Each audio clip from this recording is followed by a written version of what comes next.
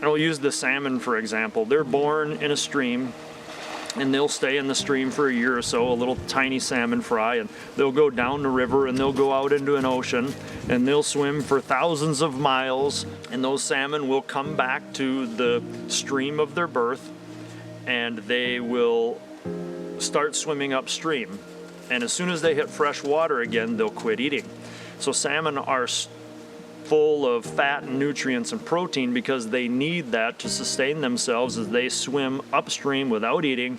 Sometimes they go up the Yukon River. Some of them are swimming more than 2,000 miles, and they will swim to the place of their birth and they will spawn and they'll die. And so a female salmon's going to have several thousand eggs, and out of those several thousand eggs, only 2 of those will successfully reproduce.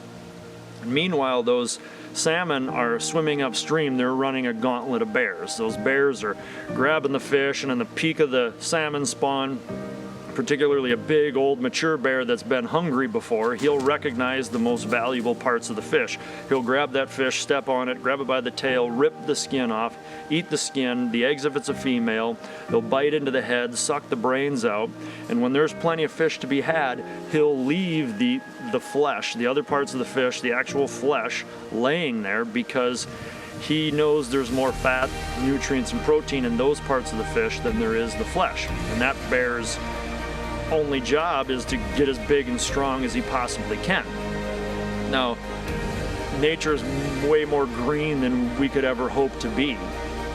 You know, smaller bears, eagles, ravens, weasels, fox, wolves, you name it, you know, something will come and eat what's left of those salmon. But what doesn't get eaten, what happens to it? Well, it decomposes, and those nutrients, they go into the ground. Well, what does that do to the ground? Well, it fertilizes the ground, which helps the alders and the grass and the willows along the banks of those rivers prevent erosion, which protects the life cycle of the salmon, which helps the continuation, the perpetual nature of nature to continue.